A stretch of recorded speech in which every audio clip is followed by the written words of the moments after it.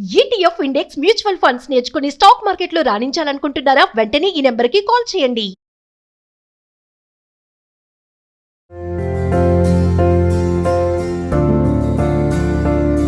మనకి ఏదైనా కష్టం వచ్చిందనుకోండి, ఎవరు చెప్పుకుంటాము?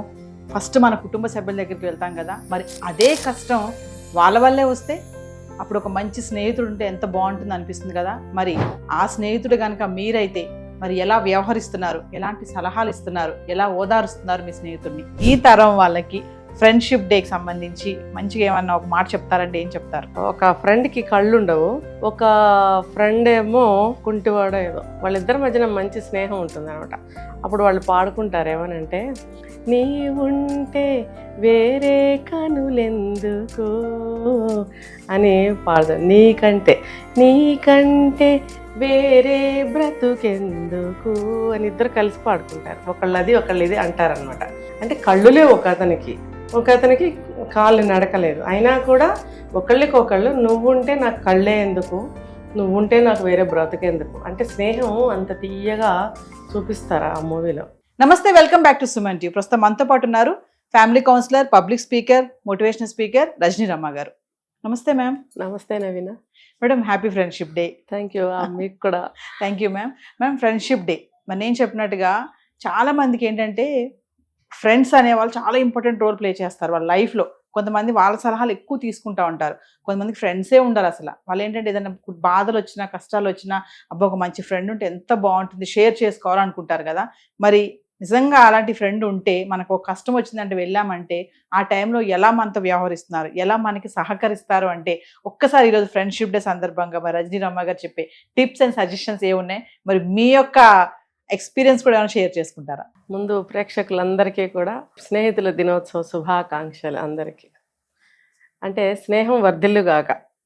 స్నేహం సృష్టిలో ఎంత తీయనిది ఏమిటయ్యా అంటే స్నేహం అని చెప్తారు. ఈ స్నేహం మీద అనేకమైన మూవీస్ వచ్చాయి. ఒక ఫ్రెండ్కి కళ్ళు ఉండవు, ఒక ఫ్రెండ్ ఏమో కుంటివాడో ఏదో, వాళ్ళిద్దరి మధ్యన మంచి స్నేహం ఉంటుంది అనమాట.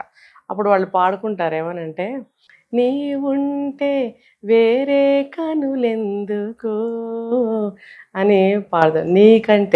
నీకంటే వేరే బ్రతుకెందుకు అని ఇద్దరు కలిసి పాడుకుంటారు. ఒకళ్ళు ఇది అంటారనమాట. అంటే కళ్ళులే ఒక అతనికి కాళ్ళు నడకలేదు, అయినా కూడా ఒకళ్ళకొకళ్ళు నువ్వుంటే నాకు కళ్ళే ఎందుకు, నువ్వుంటే నాకు వేరే బ్రతుకెందుకు అంటే స్నేహం అంత తీయగా చూపిస్తారా ఆ మూవీలో. అలా స్నేహం గురించి తెలిసిన వాళ్ళు ఎవరైనా స్నేహాన్ని కలకాలం నిలబెట్టుకోవాలని చూస్తారు, నిలబెట్టుకుంటారు. వాళ్ళకి ఆ స్కిల్స్ కూడా ఉంటాయి. మీరు అన్నట్టు కొంతమందికి స్నేహం చేయటమే రాదు, గుంపులో గోవిందలాగా గుంపులో పడి తిరుగుతూ ఉంటారు, స్నేహం చేయటం రాదు, స్నేహితులతో ఎలా మాట్లాడాలో రాదు. ఇంకొకళ్ళు ఉంటారు, నన్ను అడిగితే కొంతమంది స్నేహితులు, బంధువులు ఈజ్వల్ టు స్నేహితులు అంటే ఇద్దరూ కూడా ఒకేలాగా ప్రవర్తిస్తూ ఉంటారు. ఇంకప్పుడు మన స్నేహం చేసిన ప్రయోజనం ఏంటని ఇంకొంచెం బాధ పెరుగుతుంది. మీరు అన్నారు బంధువులతో ఎంతో ఇబ్బందులు ఉంటాయి, ఎవరితోనూ చెప్పుకోలేనప్పుడు మంచి స్నేహితులు ఉంటే బాగుంటుంది కదా అని అన్నారు మీరు. అలాంటి స్నేహితులు కూడా అలాగే ఉంటే ఎలా ఉంటుంది? కుండు మీద కారం చల్లినట్టు ఉంటుంది. కాబట్టి స్నేహితులు ఉంటే బాగుండు అని అందరూ కోరుకుంటున్నప్పుడు స్నేహితులు అందరూ కూడా ఎలా ఉండాలని కూడా నేర్చుకోవాలి. ఇప్పుడు నేను ఇంకొకరికి స్నేహితురాలని కావచ్చు, మీరు ఇంకొకరికి కావచ్చు, మీరు నాకు, నేను మీకు, ఇట్లా స్నేహితులు అవ్వచ్చు. ప్రతి ఒక్కళ్ళు కూడా ఇంకొకరికి స్నేహితులు అయినప్పుడు ఆ రోల్ని మనం ఎలా పోషించాలి అనేది తెలుసుకోవాలి. ఏదో కొంతమంది మగవాళ్ళు అనుకోండి ఏదో కొంచెం బాగానే ఉంటారు, కానీ అప్పుడప్పుడు వాళ్ళకు కూడా వస్తాయి తేడాలు. అలాగే ఆడవాళ్ళల్లో తేడాలు తొందరగా ఎక్కువగా వస్తుంటాయి. ఏదో ఇరుగు పొరుగు వాళ్ళు అనుకోండి బాగానే ఇచ్చుకుంటారు, పుచ్చుకుంటారు, తేడాలు వచ్చినప్పుడు తలుపులు వేసుకుంటారు. స్నేహం అంటే అది కాదు. అంటే బాగా పెరిగిపోయి వెంటనే దిగిపోతుంది ఆ స్నేహం. అలా ఉండనేకూడదు. సాయంకాలపు నీరెండలాగా చల్లగా హాయిగా అలా ఉండాలి. అంటే పొద్దున మొదలైన సూర్యుడు అలా ప్రచండుడై సాయంత్రానికి ఎలా చల్లబడతాడో స్నేహం కూడా మెల్లగా మొదలయ్యి మధ్యలో ఏమన్నా అలాంటివి గ్రాఫ్లు ఏమన్నా పెరిగినా సాయంకాలం నీరెండలాగా మళ్ళీ చల్లబడి నిదానంగా సేద తీరే విధంగా ఉండాలి స్నేహం అనేది. ఇలా ఎవరుంటున్నారు? ఉండమని నా ఉద్దేశం, ఉండమని నేను చెప్తున్నాను. ఇప్పుడు కష్టం వచ్చినప్పుడు వెళ్ళామనుకోండి, నీ కష్టం నాదిగా భావించి ఒక మంచి సలహా ఇవ్వగలగాలి. నీకు నేనున్నాను అంటే డబ్బు పరంగా అందరూ చేయలేకపోవచ్చు, చేయగలిగితే కాస్తంత డబ్బు అవసరమైంది అనుకోండి, ఏదో చిన్నగా కొంచెం డబ్బు సాయం చేయొచ్చు. మళ్ళీ తిరిగి అప్పు తీర్చు అని ఆశించకండి. ఎందుకంటే స్నేహంలో ఉన్న మాధుర్యం అటువంటిది. ఆ తృప్తి నీకు మిగలదు. వాళ్ళు ఇవ్వగలిగితే వాళ్ళే ఇస్తారు. లేదనుకోండి ఊరుకోండి. పెద్ద మొత్తంలో సాయం చేయకండి మీరు చేయలేకపోతే. ఎక్కువగా ఇచ్చేసి ఆనక బాధపడి ఆ స్నేహాన్ని కట్ చేసుకోకండి. ఇవ్వలేకపోతే డబ్బు ఇవ్వకండి. మీరు చేతిగా మామూలు సాయాలు చేస్తూ మంచి సలహాలు ఇస్తూ అంటే ఆ భరోసా, నేను నీ దగ్గరగా ఉన్నాను, నీ దగ్గరగా ఉండి తోడుగా, ఇప్పుడు ఎవరైనా వాళ్ళ ఇంట్లో ఎవరైనా చనిపోవచ్చు, లేకపోతే ఏదన్నా ఇంకా పెద్ద పెద్ద ఇబ్బందులు రావచ్చు, అలాంటప్పుడు తోడుగా పక్కన ఉంటే ఓదార్చాలి. ఎంతో ధైర్యం, ఒక ఓదార్పు, నేనున్నాను అనే ఒక ధైర్యం వాళ్ళకి మనం కల్పించాలి. స్నేహంలో కూడా మోసం ఉంటుందా మేడం? అమ్మో ఎందుకుండదు, ఉంటుంది. నగలు అడిగే వాళ్ళు ఉంటారు, రకరకాలు ఉన్నాయి అందులో. జరిగినాయి, మీరు అన్నారు కదా సొంత ఎక్స్పీరియన్సెస్ అని. అలాంటివి జీవితంలో ఎన్నో ఎదుర్కొంటున్నాడు. తెలివిగా బయటపడాలి. అలా అని స్నేహాన్ని కట్ చేసుకోకూడదు. అంటే ఆ స్నేహం నిజంగానే చెడ్డదైతే కట్ చేసుకోవాలి.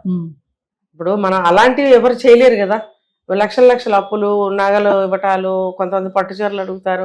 ఇలాంటివి కొన్ని ఇబ్బందికరమైన పరిస్థితులు. అది అవతల వాళ్ళు కూడా తెలుసుకోవాలి. అదే నేను చెప్పింది, మనం ఒక స్నేహితులుగా ఎలా ఉండాలని కూడా తెలుసుకోవాలి. స్నేహం చేయగానే సరికాదు, ఇంకొకళ్ళు ఇక్కడవే అక్కడవే చెప్తూ ఉంటారు, అది తప్పే. అంటే స్నేహము అంటే ఒక 10 మంది మనకి క్లోజ్ అయిపోతారు, వాళ్ళందరూ ఆదుకుంటారు అని మనం చెప్పలేం. అంత బంధం వాళ్ళ మధ్యన ఉంటే చాలా సంతోషం. కనీసం 2-3 మధ్యన అటువంటి గట్టి బంధం అనేది ఏర్పరచుకోవాలి లైఫ్లో. ఎందుకంటే మీరు చెప్పారు, ఒక కష్టంలో కానీ ఇంకో ఆపదలో కానీ ఎక్కడ సేద తీరాలి. అందరూ తల మట్టిగా వేసేవాళ్ళే. ఫ్రెండ్స్ అనేవాళ్ళు అలా అనరు. అయ్యో అలాగా, నా వల్ల ఏమైనా అయితే చెప్పు అంటారు. అన్నప్పుడు ఆ బంధాన్ని మనం ఎంత గట్టిగా స్ట్రాంగ్గా పెట్టుకోవాలి, దాన్ని కలకాలం నిలబడేటట్టుగా మనం ప్రవర్తించాలి. వాళ్ళతో మనం ఆ బంధాన్ని పెంచుకుంటూ వెళ్ళాలి. వాళ్ళకి కూడా మనం అలాగే నిలబడాలి. వాళ్ళు మనకి నిలబడటం కాదు, మనం కూడా నిలబడాలి. చేతగాలేదనుకోండి మనం చేసి చూపించాలి. ఏమై పర్వాలేదు, 5,000 ఉంచు, కష్టానికి ఇవ్వద్దులే, బాధపడకు, మా చెల్లికి ఇవ్వనా, మా అక్కకి ఇవ్వనా అని మనం అన్నట్టయితే ఎప్పుడైనా మనకు ఇంకో రకమైన కష్టం వస్తే తను ఖచ్చితంగా అలా నిలబడుతుంది. ఆ బంధాన్ని నిలబెట్టుకోవాలంటాను నేను. సో రజనీరామ గారు, మరి ఒక్కసారి వెనక్కి వెళ్దాం, మీ బాల్యంకి వెళ్దాం ఒకసారి. మరి మీకు మంచి ఫ్రెండ్స్ ఎవరైనా ఉన్నారా? వాళ్ళ గురించి ఏమైనా చెప్తారా, షేర్ చేసుకుంటారా? ఉన్నారు. బాల్యము అంటే బాగా చిన్ననాటి స్నేహితులు ఎక్కడెక్కడో, నేను గత 30 సంవత్సరాలుగా అవుట్ ఆఫ్ స్టేట్లో ఉన్నాను కాబట్టి చాలా కనెక్షన్స్ కట్ అయ్యాయి. తర్వాత కాలేజ్ లెవెల్లో ఫ్రెండ్స్ ఉన్నారు ఇప్పటికీ కూడా. అందరూ వాళ్ళ వాళ్ళ జీవితాలు ఎక్కడెక్కడో సెటిల్ అయ్యి ఉన్నారు. అప్పుడప్పుడు ఫోన్లో మాట్లాడుకుంటాము. అయితే వాళ్ళే ఉండక్కర్లేదు నవీన గారు. నా లైఫ్లో ఈ 30 సంవత్సరాల్లో నాకు అనేక మంది ప్రాణ స్నేహితులు దొరికారు. ఇంకొకటి చెప్పాలంటే స్టిల్ ఈ రోజుకి నాకు మంచి మంచి స్నేహితులను భగవంతుడు ఇచ్చాడు. నేను చెప్పినవన్నీ నేను పాటించుకుంటాను. ఒకవేళ వాళ్ళు ఏదన్నా అన్నా నేను నా చిరునవ్వుతో తీసుకుంటాను. మరీ మనసుకి గట్టిగా తగిలితే తెలియచేస్తాను, అప్పుడు వాళ్ళు సైలెంట్ అవుతారు. నాకు ప్రాణం పెట్టే స్నేహితులు ఉన్నారు. నేను ఆరోగ్యం బాగోక పడుకొని లేవలేకపోతే నాకు అన్ని తీసుకొచ్చి సేవ చేసిన స్నేహితులు ఉన్నారు. దానికన్నా ముందు నేను ఎంతో మందికి అలాంటి సేవలు చాలా ఎక్కువగా చేస్తున్నాను. నా ర్యాంక్ కాకపోయినా కింద లెవెల్ ర్యాంక్ వాళ్ళైనా హాస్పిటలైజ్డ్ అంటే, ఇంట్లో లేవలేకపోయారు, ఏదైనా కష్టంలో ఉన్నారంటే నేను క్యారేజీలు తయారు చేసి వాళ్ళకి తీసుకెళ్ళి అందించిన రోజులు ఉన్నాయి. భగవంతుడు మనం చేస్తే మనకి మళ్ళీ రిజర్వ్ చేసి పెడతాడు ఎక్కడో. మనకి కష్టం వచ్చినప్పుడు వాళ్ళు కూడా వచ్చి చేస్తారు. అలా స్నేహితులు నాకు ఈ రోజుకి కూడా ఉన్నారు. ఎక్కడ ఉన్నా సరే తిన్నారా, ఉన్నారా అని పలకరిస్తారు నన్ను. ఎందుకంటే ఏదన్నా ఇంట్లో సమస్యలు ఉంటే అన్నీ అడిగి తెలుసుకుంటారు.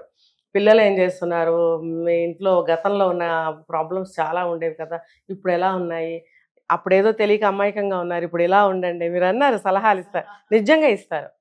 అలాంటి స్నేహితుల్ని నా ప్రాణం ఇవ్వమని ఇచ్చేస్తాను నేను. ఉన్నారు. ఎందుకంటే మేడం ఎంత కష్టం వచ్చినా, అంటే ఇంట్లో ఒక హస్బెండ్తో కానీ పిల్లలతో కానీ అత్తమామలతో కానీ కొంచెం స్ట్రెస్ లైఫ్లో ఉన్నా కూడా ఒక ఫ్రెండ్ దగ్గరికి వెళ్ళి కూర్చొని, అబ్బాయి కానీ అమ్మాయి కానీ ఫ్రెండ్ దగ్గరికి వెళ్ళి కూర్చొని మాట్లాడినప్పుడు మనసు విప్పి ఎంతో రిలాక్సేషన్ అనిపిస్తుంది. చాలా ఓపెన్ గా అన్ని చెప్పుకోగలుగుతాం. అసలు అది ఏంటంటే కన్నీళ్ళు ఒకటి తక్కువ అన్నమాట, ఏడ్చే వాళ్ళు కూడా ఉన్నారు అనుకోండి. సో ఫైనల్లీ ఒక్కసారి మేడం ఈ తరం వాళ్ళకి ఫ్రెండ్షిప్ డేకి సంబంధించి మంచిగా ఏమన్నా ఒక మాట చెప్తారంటే ఏం చెప్తారు? ఫ్రెండ్షిప్ బ్యాండ్లు, ఫ్రెండ్షిప్ గాజులు ఇవి కాదు. ఇప్పుడు నేను చెప్పినవన్నీ ఎవరైతే వింటారో వాళ్ళు తెలుసుకుని పాటించగలగాలి. ఇంకొకటి ఏంటంటే మనం ముందు చేసి చూపించాలి. అవతల వాళ్ళకి బుర్ర తట్టలేదు, చేత కాలేదు, చెయ్యాలి అని ఆలోచన రానప్పుడు మనం చేసి చూపిస్తే 1-2 సార్లు వాళ్ళకి అలవాటు అవుతుంది. అరే తను నాకు అంత ఎఫెక్షన్ చూపిస్తుంది, మనం కూడా చూపించాలనే జ్ఞానం అవతల వాళ్ళలో కలుగుతుంది. ఎస్ కలగలేదు అంటే వాళ్ళు మనతో చేయించుకోవడానికి సిద్ధపడిన వాళ్ళు కాబట్టి అలాంటి వాళ్ళని వదిలేయండి. ఎక్కడైతే అలాంటి వాళ్ళు కనెక్ట్ అవుతారో వాళ్ళని వదలకండి లైఫ్ అంతా. ఇదే నేను ఇచ్చే సలహా. అంటే ఫ్రెండ్షిప్ కోరుకోవడమే కాదు, ఫ్రెండ్ గా నువ్వు ఎలా ఉన్నావు అనేది, మనం ఎలా ఉన్నాం అనేది కూడా ఖచ్చితంగా చూసుకోవాలి. ఖచ్చితంగా, లేకపోతే కనెక్ట్ అవ్వదు. చెప్పాను కదా, మనం ఏదన్నా ఇస్తే చేస్తే భగవంతుడు రిజర్వ్ చేసి పెడతాడు అక్కడ. కాబట్టి ఖచ్చితంగా మనకి తిరిగి దొరికేలాగా ఆయన చేస్తాడు, పంపిస్తాడు. కాబట్టి మనం అది కాపాడుకుంటూ ఉండాలి. Thank you ma'am.